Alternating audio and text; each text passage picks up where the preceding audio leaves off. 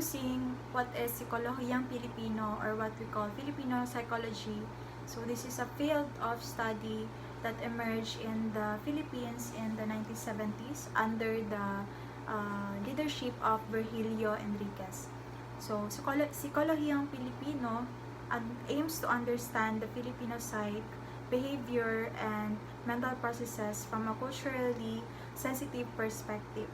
So this is rooted in the indigenous Filipino concepts and experiences.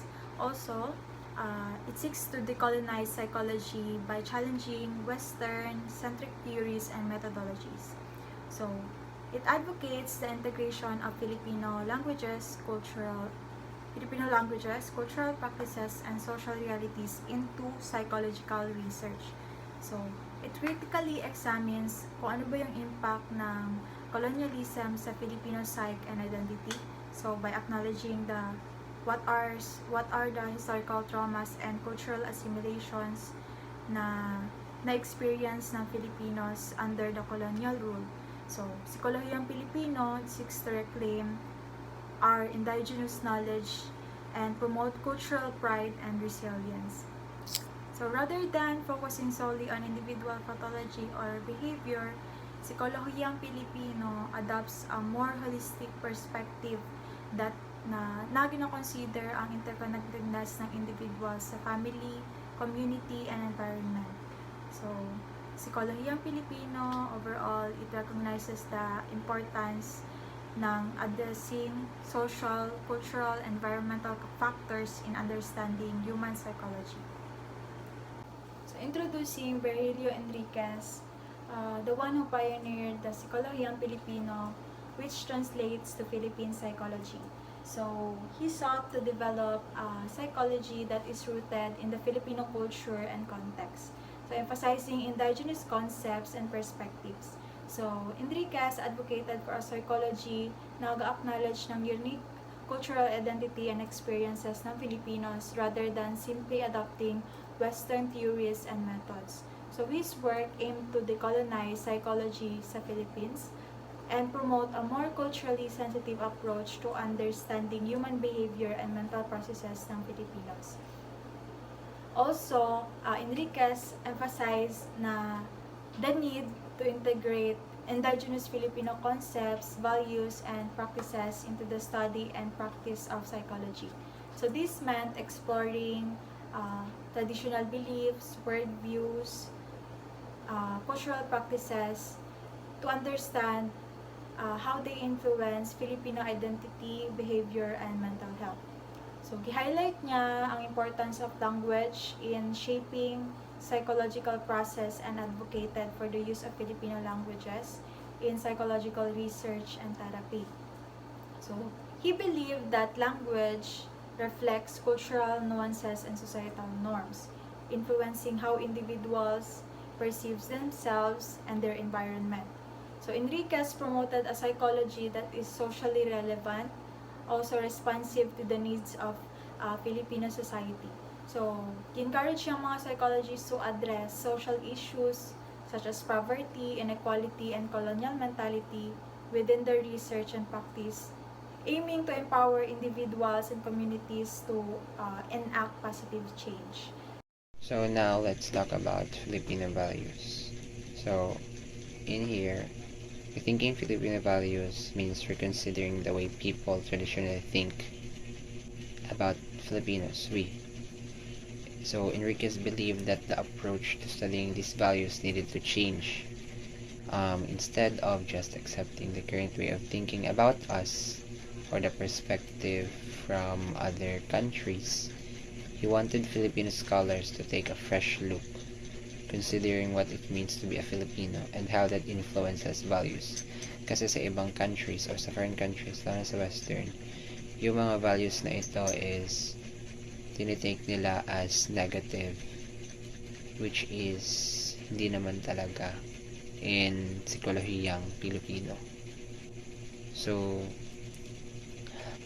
some researchers like Remie, Salazar, and Bonifacio agreed and started looking at these values in their own studies. So first, we'll talk about our favorite line which is bahala na. So it is a Filipino cultural value that doesn't have an exact translation in English. But kay Bostrom noong 1948, ininterpret niya ito as similar to an American fatalism. So meaning, we are just we are just accepting whatever happens and leaving it to God. However, sa Sikolohiyang Pilipino na perspective, iba ang pagtingin nila, hindi ganon. So, lalong-lalo na kay Lagmay noong 1977, in-explain niya that bahala na is a mindset of determination and risk-taking. When Filipino says, bahala na, they are not being passive. Instead, they are telling themselves that they are ready to face challenges and will do their best to achieve their goals. It's about pumping courage into themselves and not giving up. So they often prepare beforehand, before saying bahala. So next po is yung hiya.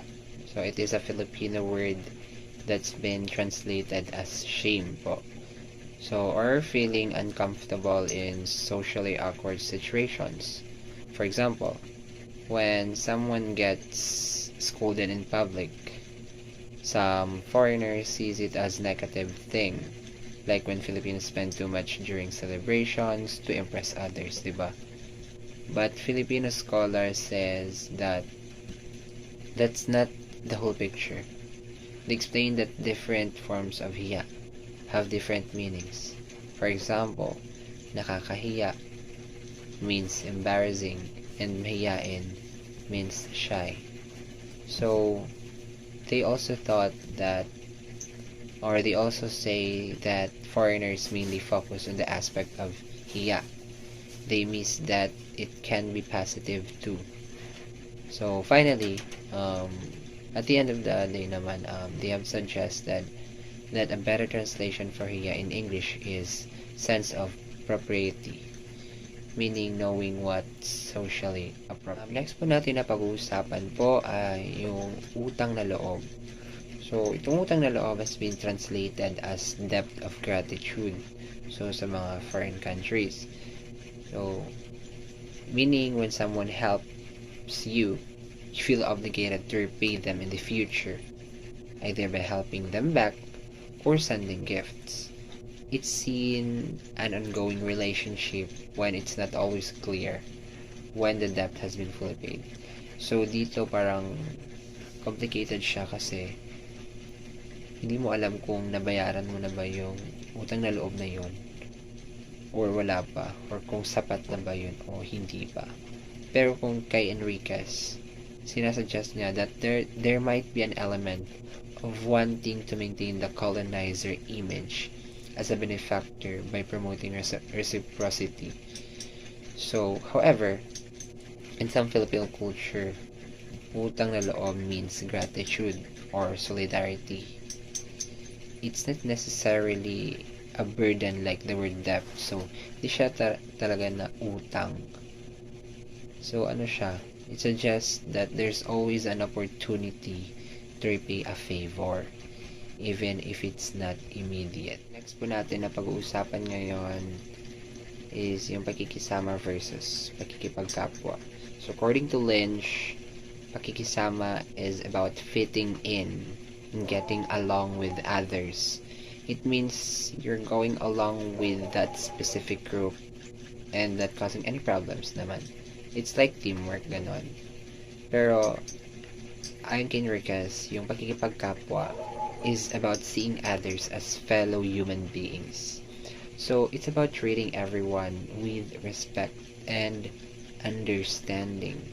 Like, they're part of your family. Parang parte sila ng pamilya mo kasi grabe yung respeto mo and care mo sa kanya or with that specific person.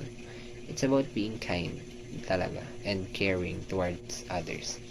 So, while pakikisama is about fitting in with the group, pakikipagkapwa is about treating everyone with kindness and respect, like they're part of your family. Okay, so before we proceed to the discussion of the two categories of kapwa, I will first show you the table which was created by Virgilio Enriquez, a prominent figure in Philippine psychology who introduced the concept of kasama or companion as a central element in the understanding of Filipino behavior. So he emphasizes the three layers of values: the societal, the surface, and lastly the core values. So under the surface values are the accommodation surface value, the associated behavioral patterns, and lastly the confrontative surface value. Under the accommodation surface value is the hiya, the utang na loob, and pakikisama. So Enriquez behavioral patterns in Filipino psychology, accommodation surface value refers to the adaptation or adjustment of behavior, language, or appearance to conform to external expectations or social norms. It involves modifying one's outward presentation to fit in with prevailing culture standards or to navigate social interactions more smoothly. For example, in a formal setting such as a business meeting, accommodation surface value may manifest as dressing professionally, using formal language, and adhering to established etiquette norms to demonstrate respect and professionalism. So in a casual social gathering, it may involve adopting a relaxed demeanor, using colloquial language, and engaging in small talk to facilitate social bonding. So the second one is the associated behavioral patterns in Enriquez framework. So individuals who exhibit associated behavioral patterns are often flexible in their behavior, capable of adjusting their actions, language, and mannerisms according to the social context. So they are able to seamlessly transition between different roles and environment while maintaining a sense of cultural appropriateness. So they demonstrate a heightened awareness of social cues and norms, allowing them to gauge to the expectations of their social environment and adjust their behavior accordingly. So the last one is the confrontative surface value. So in Enriquez framework, it refers to the tendency of individuals to openly express disagreement, assertiveness, or opposition in social interactions. It involves willingness to confront or challenge others, particularly in situations where there is perceived injustice, inequality, or violation of one's rights or belief. In confrontative surface value, it also involves in taking risk, challenging authority, or confronting injustice motivated by a commitment to social justice and equity. So while confrontative surface value may involve confrontation, it also emphasizes the importance of constructive conflict resolution. Individuals who embody this value are willing to engage in dialogue, compromise, or reconciliation to address conflicts and promote mutual understanding and respect. So the next one is the core values. So these are the deepest, most enduring values that shape Filipino identity and worldview. Enriquez entitled or identified kapwa, or the shared humanity or interconnectedness, as a core Filipino value. Kapwa emphasizes the importance of social relationships, communal harmony, and empathy towards others. There are three aspects of core values. The first one is the pivotal interpersonal value, the core value, and the linking social personal values. Under the pivotal interpersonal values is the pakiramdam, or pakikipagkapwa-tao, or in English is shared inner perception. Filipino use the word damdam, or the inner perception of others' emotion, as a basic tool to guide his dealings with other people. It characterizes Filipino emotion. Enriquez named this emotional quality shared perception. Cooperation and unity, charity, heroism, group participation, friendship and companionship, sense of justice and equality, concept of human dignity and human rights, non-violence, historical awakening, environmental consciousness, and the emergence of empowered people and nation, Filipinos are known to be hospitable. Next is the core value. So under the core value is the kapwa. Kapwa is a core concept in Filipino psychology. Kapwa, or in English, both, fellow being, or others, used in opposition to the self implies the recognition of the self or self as a separate identity. The ako or ego or the iba sa akin or others are one and the same in kapwa psychology. The Filipino language provides a conceptual distinction in several levels and modes of social interaction or antas ng patutunguhan. So, 8 behaviorally recognizable levels under 2 general categories in Filipino were identified. So, there are 2 categories of kapwa. The ibang tao, which means the outsider, and the hindi ibang tao, which means one of us. In Filipino social interaction, one is immediately placed into one of these 2 categories, and how one is placed determines the level of interaction one is shown. So, for example, if one is regarded as ibang tao, the interaction can range from pakikitungo to pakikisalamuha to pakikilakhok to pakikibagay and to pakikisama or being along with. If one is categorized as hindi ibang tao or one of us, then you can expect pakikipagpalagayang loob to pakikisangkot hanggang sa highest level of pakikiisa or being one with. I will cite another example or situation of ibang tao or outsider. So like, imagine a new family moving into a Filipino neighborhood. They are from a different cultural background and are initially perceived as outsiders by the community members. Despite of being friendly, they may encounter challenges integrating into the community due to cultural differences and unfamiliarity with Filipino customs and values. These existing residents may view them with curiosity or caution until they demonstrate an understanding and appreciation of Filipino culture, thereby transitioning from being perceived as ibang tao to hindi ibang tao. On the other hand, I will cite a new situation where hindi ibang tao or one of us can be applied. Like, consider a situation where a member of the community returns after living abroad for many years. Despite their absence, they are welcomed back warmly and considered hindi ibang tao because they share a common history, language, and cultural understanding with the community. They quickly reintegrate into a social fabric of the neighborhood, participating in community and rituals as if they had never left. So something like that.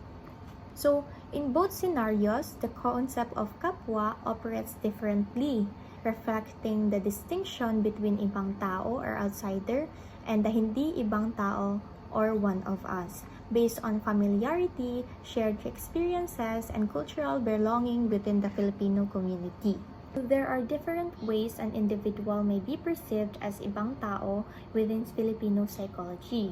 The first one is the pagsasarili or the so-called self-centeredness. So this refers to an individual who prioritizes their own interests and needs above those of the community. They may exhibit behaviors that are perceived as selfish or indifferent to the well-being of others. In Filipino culture, where the communal harmony is highly valued, individuals who display excessive self-centeredness may be viewed as outsiders because they do not align with the collective orientation of the community. Next is pag-iwas or avoidance. So this refers to an individual who consciously or unconsciously distances themselves from social interactions or community involvement. So they may avoid participating in communal activities like gatherings or rituals, leading others to perceive them as aloof or detached from the community. So their reluctance to engage with others may contribute to their outsider status within the social group. The third one is paghiwalay or separation. This refers to an individual who deliberately separates themselves from the rest of the community, either physically or socially. They may belong to a different social circle, reside in a separate neighborhood, or hold beliefs or practices that set them apart from the majority. So they perceive separation from the community can reinforce their outsider status as they are not fully integrated in the collective life of the group. The fourth one is the pagmamalaki or arrogance or pride. So, an individual who exhibits excessive pride or arrogance, often to the point of looking down on others or considering themselves superior, their inflated sense of self-importance can create barriers to forming meaningful connections with others and may lead to resentment or alienation within the community. As a result of this, they may be perceived as outsiders due to their failure to humble themselves and relate to others on an equal footing. So lastly is pakikinabang or exploitation or opportunism. This refers to an individual who seeks to exploit or take advantage of others for personal gain. So they may engage in opportunistic behavior such as manipulating relationships or situations for their own benefit without regards for the welfare of others. In a community-oriented culture like the Philippines, where cooperation and reciprocity are valued, individuals who prioritize their own interest over a common good may be viewed with suspicion or mistrust, leading to their classification as outsiders. So there are different ways also an individual may be perceived as hindi ibang tao or one of us within Filipino psychology. The first one is pagkukubli or concealment or secrecy. So this refers to an individual's effort to hide or conceal certain aspects of themselves or their behavior in order to fit in with the community. They may suppress or downplay certain traits, beliefs, or practices that deviate from the norms or expectations of the group. By concealing these differences, they strive to maintain a sense of belonging and avoid being perceived as an outsider. Second is the pagwawalang bahala or nonchalance or indifference. So this refers to an individual's attitude of indifference or disregards towards social norms, customs, or expectations. Despite of being aware of the cultural values and practices of the community, they may choose to ignore or dismiss them without any sense of concern or consequence. This attitude of nonchalance may stem from a feeling of entitlement or a belief that their actions do not impact their sense of belonging within the group. So lastly is pagsalungat or opposition or contrariness. This refers to an individual's tendency to oppose or challenge with the prevailing beliefs, practices, or norms of the community. They may express dissenting opinions, question authority, or resist conforming to societal expectations. Despite their differences, individuals who engage in pagsalungat are still considered as hindi ibang tao because they actively participate in the social fabric of the community, albeit in a more contentious or adversarial manner. So the last layer of the behavioral patterns and value structure created by Virgilio Enriquez is the societal values. So societal values are the values that reflects the norms, customs, and traditions of Filipino society. Enriquez suggested that societal values encompass Filipino cultural traits such as pakikisama, getting along harmoniously with others, and hiya, or the sense of shame and propriety which guides social interactions and relationship. So, Enriquez's framework highlights the dynamic interplay between these layers of values, showing how they influence full Filipino behavior and identity. So his work has contributed significantly to the understanding of indigenous Filipino psychology and cultural psychology in the Philippines. Under the societal values is the karangalan, katarungan, and lastly kalayaan. So kalayaan has two aspects, which is the puri and dangal. So karangalan loosely translated to dignity, which refers to what other people see in a person or how they use that information to make a stand or judge about his or her worth. So puri is the external aspect of dignity, which may refer to how other people judge a person of his and her worth. So dangal is the internal aspect of dignity, which may refer to how a person judge his or her own worth. Katarungan naman is loosely translated to justice, which actually refers to equity in giving rewards to a person. Kalayaan is freedom and mobility. Ironically, this may clash with the less important value of pakikisama or pakikibagay or conformity. Hi everyone, my name is Lloyd Dimacutac and I will be discuss two topics, the indirect communication and the internality and externality. Let's discuss first the indirect communication. So what is indirect communication? Indirect communication is a communication style that doesn't obviously reveal a speaker's intentions or desires or it is relies on things like person's body language, tone, and word choice to get the full message across. One aspect of Filipino personality that was given attention by the Sokolohiyang Filipino perspective is the propensity for indirect communication. Sikolohiyang Filipino. This indigenous Filipino psychology emphasizes the importance of understanding the cultural context and shaping individual behavior and social intentions or interactions. Through the Sikolohiyang Filipino, we can explore how cultural values such as pakikiramdam influence communication pattern and interpersonal dynamics. Pakikiramdam. Pakikiramdam is a request to feel or to be sensitive to.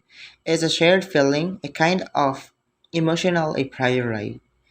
Pakikiramdam is specifically useful in conducting research into rural areas, and Filipino find it difficult to refuse when asked directly to participate in an interview or survey. But if you have pakikiramdam, you can tell from their body language or the tone of their voice that the participation they will show is half-baked, thus not valid. So for example, if maganda ka ng research, ikaw na researcher, may nakita kang isang tao na you think pwede siya i-interview for your research, and at first, by the use of your pakikiramdam, na-feel mo na parang ayaw niya makikipag-cooperate sa'yo or parang umiiwas siya. And then, I think ang mabuting gawin dyan is to establish muna ng rapport. Mag-establish ka muna ng rapport, like kunin mo muna yung loob niya. And I think if makuha mo na yung loob niya, doon ka na mag-start mag-interview. And if you feel pa rin by the use of your pakikiramdam na parang ayaw niya pa rin or parang hindi mo pa rin nakuha yung loob niya, I think yung mga sinasabi niya sa'yo is mga gawa-gawa lang or what. Parang mga not valid yung mga information na nanggaling sa kanya. The indirect pattern of communication of Filipinos has thus resulted in indirectness or euphemism in verbal exchange, expressive body language, voice intonations that say more than the words themselves, and other similar behavior. Let's talk about euphemisms and politeness. The use of euphemisms and politeness strategies to convey sensitive or negative messages instead of directly saying no or rejecting a request. Filipinos may employ euphemistic phrases or indirect responses to soften the blow and preserve harmony within social relationships. For instance, when when asked for a favor that they cannot fulfill, Filipino might respond with phrases such as "I'll try" or "let me see," indicating reluctance without explicitly refusing.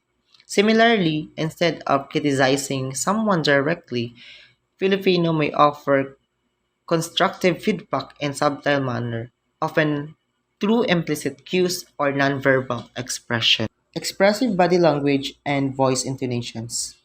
Filipinos rely heavily on expressive body language and voice intonations to convey meaning and emotions. Facial expressions, gestures, and postures to play a crucial role in complementing verbal messages and providing context to conversations. For example, a slight nod of the head or a gentle smile can signal agreement or approval, even when the words spoken may suggest otherwise. Likewise, changes in tone, pitch, and volume of voice can convey a range of emotions, from excitement and enthusiasms to hesitations and uncertainty. Through these nonverbal cues, Filipinos are able to communicate subtle nuances and establish rapport with others, fostering mutual understanding and empathy. And now for the next topic, the internality and externality. According to Salazar's analysis of indigenous history and the culture of the Filipinos, he points the internality and externality components in the Filipino personality. And now we will define what is internality and what is externality. Internality.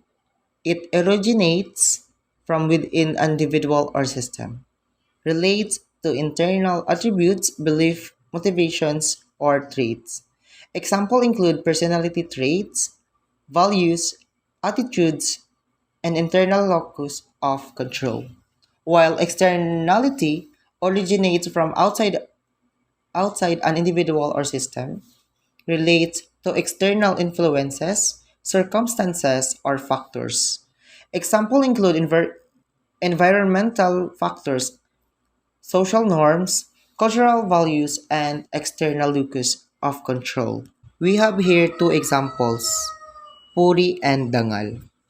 The Filipino culture, honor are perceived through two distinct lenses, puri and dangal. Puri encompasses external honor, often manifested through compliments, applause, or the societal expectation of physical purity such as the virtue of virginity. Conversely, Dengal represent internal honor rooted in an individual's self-awareness for their true worth, character, and achievements. While external recognition, such as award or tributes, may acknowledge Dengal, its essence lies within the individual, independent or independent of external validation. Happiness, control, and feeling, or linguistic nonsense. Filipino language reflects the internality and externality dimension in various aspects of human experience. Words like saya and ligaya differentiate between external happiness and internal joy, highlighting the distinction between fleeting pleasures, and enduring contentment. Similarly, pigil and timpi denote external control and internal restraint, underscoring the difference between outward suppression and inner discipline. The nuances of feeling are encapsulated in words like dama and damdam, which convey both external perception and internal empathy, emphasizing the interplay between personal experiences and social interactions. Cultural implications and insights. The internality and externality component of the Filipino personality has profound cultural implications, influencing social norms, interpersonal relationships, and individual well being. Understanding the dynamics of honor, happiness, control, and feeling within Filipino culture provides valuable insights into the values, beliefs, and behavioral patterns of Filipino society. Moreover, it highlights the resilience and intrinsic worth of individuals, independent of external circumstances or societal expectation. In conclusion, the the internality and externality component is fundamental aspect of the Filipino personality, intricately intertwined with language, culture, and individual identity. By recognizing the nonsense of honor, happiness, control, and feeling within Filipino culture, we can deepen our understanding of Filipino identity and fostering greater cross-cultural appreciation and empathy. Moving forward, it is essential for researcher and observer to continue exploring the complexities of the Filipino personality, drawing from linguistic and cultural insights to enrich our collective understanding of human diversity. Let us discuss the Great Cultural Divide. But first, what is a cultural divide? A cultural divide refers to the differences between a group of people in terms of their values, beliefs, traditions, and norms, which includes their religion, language, family structures, social norms, and attitudes towards authority. Virgilio Enriquez proposed a concept called the Great Cultural Divide that helps analyze the Filipino personality according to their cultural background, namely the mass-oriented Filipinos and elitist Filipinos. So first is the mass-oriented Filipinos or the traditional Filipinos. They are the Filipinos that apply popular culture and local traditions. Also, they are the people who are fond of watching and listening to radio and TV soap operas, um, reading comic books, and attending performances by local artists.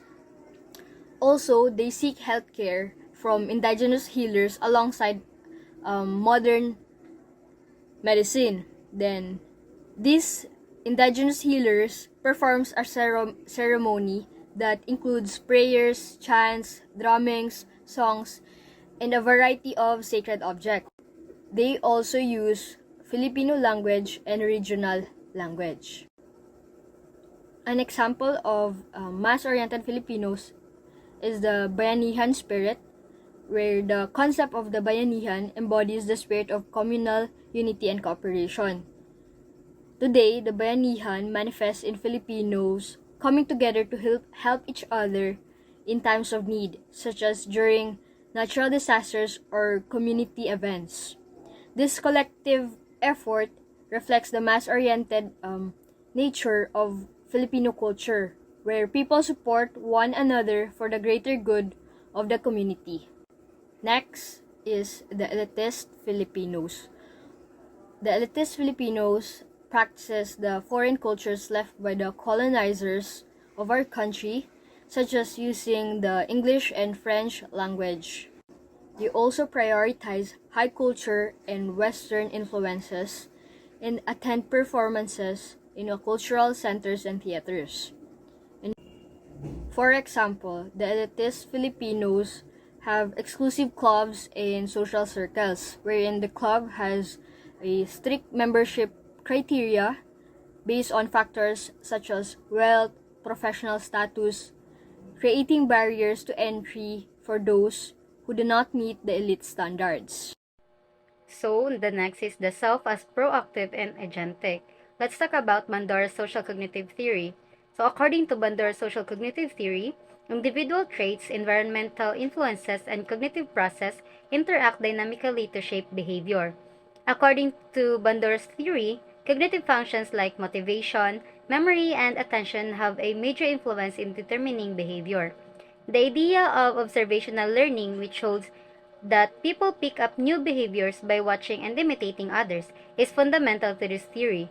Additionally, Bandur's emphasizes the significance of self-efficacy, the conviction that one can accomplish particular tasks as a crucial factor in determining behavior. Overall, Bandura's social cognitive theory offers a thorough framework for comprehending how people learn and grow and adapt in their social context. So, example of Bandura's social cognitive theory is the Bobo doll experiment, which children see an adult model aggressively playing or interacting to this doll. So, for your information, Bobo doll is the inflatable doll. Then, later on, if children given a chance to play to this doll, those children who witness aggressiveness in playing this doll will display an aggressiveness to themselves. So, this demonstrated on how observation learning plays a significant role in shaping behavior, as individuals can learn new behavior simply by observing others. So in Bandura's theory, this emphasizes the importance of cognitive process such as attention and memory and motivation in learning from others' behavior. Next is the Kelly psychology of personal constructs. So Kelly's psychology of personal constructs proposes that individuals perceive and interpret the world through their unique set of personal constructs, which are mental frameworks used to make sense of experiences and predict future events. These constructs are formed based on past experiences and normally continually refined through interactions with the environment. Kelly emphasizes that the subject nature of reality, suggesting that people actively construe their experiences rather than passively reacting to them. So, example of this psychology personal construct theory, imagine you're going to apply in a job, and then the first interviewee sees the interview as an opportunity to show its skills and experiences in positive way, while the other one sees the interview as an intimidating and a high pressure situation which affects its self-esteem.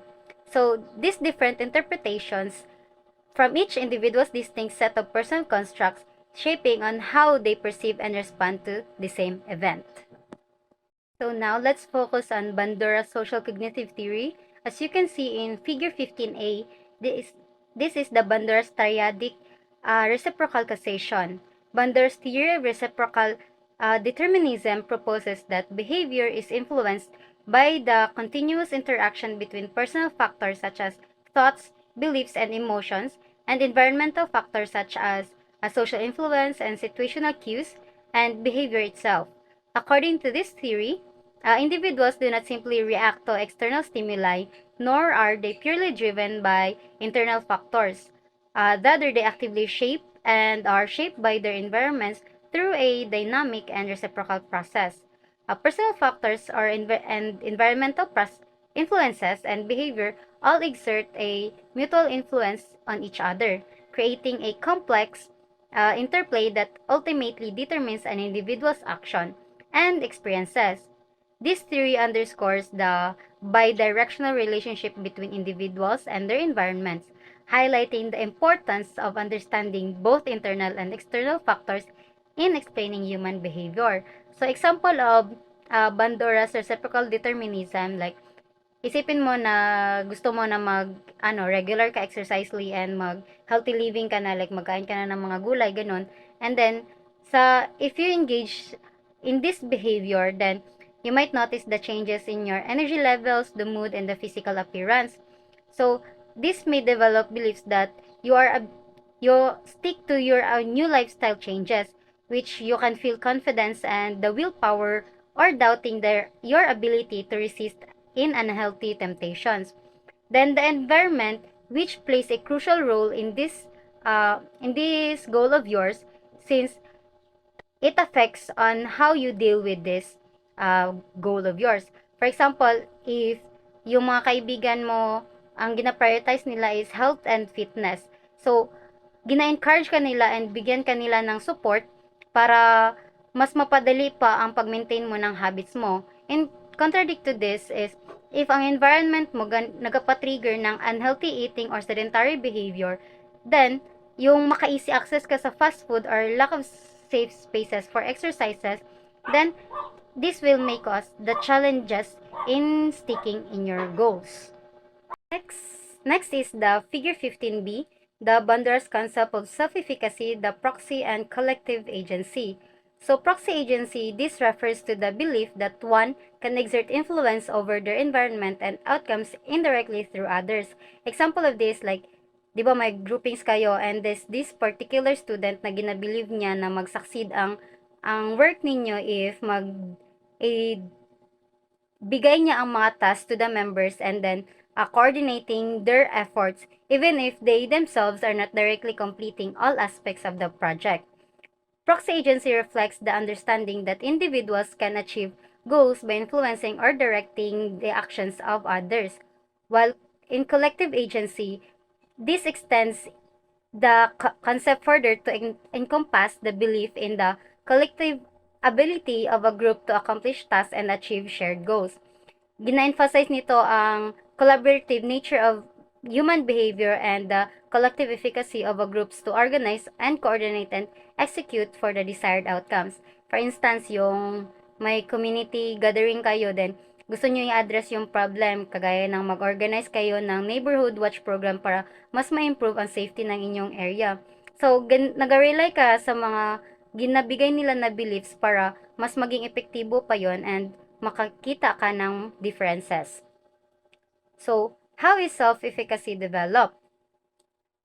Self-efficacy, according to Bandura's social cognitive theory, is developed through four main sources of influence: the performance outcomes, the vicarious experiences, verbal persuasion, and the physiological feedback. So, performance outcomes, these are the direct experiences of success or failure in completing tasks or achieving goals. Successes build confidence and increase self-efficacy, which failures may lower it. Through repeated experiences of mastery, individuals develop a sense of competence and belief in their abilities. While in the vicarious experiences, observing others, similar to oneself, succeed or fail can also influence self-efficacy. Seeing someone else successfully perform a task can enhance one's belief in their own ability to do the same, whereas observing failure in others may decrease confidence. This process of observational learning helps individuals gauge their own capabilities based on experiences of others. For example, may nakita ka na nanalo sa isang pageant, so sa isip mo, makaya ko din kasi nakaya niya, ganun, good. Then, kung, for example, makita mo na nag-fail siya, so parang mag-doubt ka na din sa sarili mo na, kaya ko ba talaga yan? Kasi hindi niya nakaya, paano na lang ako? Ganyan. Then, the verbal persuasion, feedback, encouragement, and support from others can impact self-efficacy beliefs. Positive reinforcement and constructive feedback can bolster confidence, while criticism or negative feedback may diminish it. The persuasive power of others' opinions can influence individuals' perceptions of their own capabilities. Example of this, like, diba may gusto ka sa isang tao, then ginapush ka ng mga kaibigan mo, hala, sige, kana siya, kay na siya, okay kay na siya, ana. So, alam mo, po kayo nga, hala, sige, buhaton ako ni kay ana ang giingon nila. So, murag ma-influensyahan ng pod ka nga, buhaton pod to, kay tungod sa ilang giingon lagi. Then, the next is the physiological feedback. It is the physical sensation and emotional states can influence self-efficacy. High levels of stress, anxiety, or fatigue may undermine confidence, whereas feeling of relaxation, enthusiasm, or calmness can enhance it. Additionally, in physical sensation such as fatigue or pain can affect perception of capability. So in overall, self-efficacy is developed through a combination of direct experiences, observation of others, and feedback from social interactions and internal physiological and emotional states. These four sources of influence interact dynamically to shape individuals' beliefs in their ability to succeed in various tasks and situations. Other than that is the self-observation. This self-observation, understandable siya because this how an individual actively monitoring and evaluate their own thoughts, feelings, and behaviors by observing themselves. Individual gains insight into their strengths, weaknesses, and patterns of behavior, which can inform future actions and decision making process. Through self-observation, individuals can identify areas of improvement, set goals, and regulate their behavior, contributing to self-development and self-regulation. Next is judgmental process. This where individuals evaluate information, situations, or people to form opinions, make decisions, and take action. It involves various mental activities such as perception, interpretation, comparison, and evaluation, which influenced by personal beliefs, values, and experiences and biases. So this process can be conscious or automatic and plays a crucial role in shaping one's attitudes, behaviors, and outcomes in social interactions and decision-making contexts. Lastly is the self-reaction. This is where individuals respond to their own thoughts, beliefs, feelings, or behaviors. It compasses emotional reactions, cognitive evaluations, and behavioral adjustments in response to internal experiences. This process involves reflecting on one's own actions, emotions, and thoughts that may lead to changes in behavior, self-perception, or future decision making. Self-reactions play a significant role in self-regulating and self-awareness and personal growth. Lastly is the figure 16, self-regulation through moral agency. Self-regulation through moral agency involves individuals' ability to guide their behavior based on moral principles, values, and ethical standards. This process integrates Bandora's social cognitive theory with moral development theories, emphasizing the role of self-efficacy, self-control, and moral reasoning in ethical decision-making and behavior. This exercises the individuals in their moral agency by setting moral goals, monitoring their actions, and regulating their behavior to align with ethical standards and values. So, example of self-regulation through moral agency is, di ba may nakita ka na kasama mo na nagnakaw ng office supplies. So, mapapaisip ka kung isusumbong mo ba siya sa supervisor mo or manahimik ka na lang. So, kung i-apply mo ang self-regulation through moral agency, mapapa-question ka sa sarili mo if is it morally right to condone theft or ano ba ang mga consequences na maaring mangyari if isumbong mo siya kumpara sa manahimik ka na lang or di kaya ano ang mafe-feel mo sa posisyon niya na nagnakaw siya. So, dahil moral ka, isinumbong mo siya sa supervisor mo kasi sa isip mo yun ang tama kahit na alam mong may consequences na mangyayari. So, this regulate their behavior according to your moral principles, demonstrating self-regulation through moral agency. So, sa example na yon, ang self-regulation through moral agency involved not only the understanding one's own moral principles, but also having the courage and determination to act in accordance with those principles, even though na alam mo na mag-face ng challenges or mga potential negative outcomes. Everyone, I am Joana Gonzalez, and now I am the one who will going to discuss about George Kelly's construct. So, Kelly's construct, it is a theoretical framework developed by George Kelly. It is a theory of personality that emphasizes the individual's active role in constructing their reality and understanding of the world through the use of personal construct. So the first construct that we're going to tackle is about the core construct. And these are the fundamental building blocks of his personal construct theory. So one of the examples by describing this construct is example the trustworthy versus the untrustworthy. Someone might use this construct to categorize people and their life based on their past experiences and interactions. And now, going to the next topic is about the loose construct. It is an unstable belief, weak and poorly defined. So one example that talks about this construct is success versus failure. Unlike a more specific construct like trustworthy versus untrustworthy, this loose construct allows for interpretation across various contexts, such as academic achievements, career, advancement, or personal goals. And now, the next construct that we're going to talk about is the peripheral construct. It is relatively unimportant belief of person. One of the examples that I can give from this construct is the friendly or hostile. For instance, one person might interpret a colleague's comment as friendly banter, while another might perceive it as a subtle form of hostility. And the next construct is about the preemptive construct. It includes only its elements and cannot be used by other constructs. And the next construct is about the propositional constructs. In this construct, all elements are ready for modification. Lastly is the conciliatory construct. It refers to allowing all elements to belong to other construct concurrently. It is also a construct which fixes the other realm membership of its elements. It's called the conciliatory construct. This is a stereotype thinking.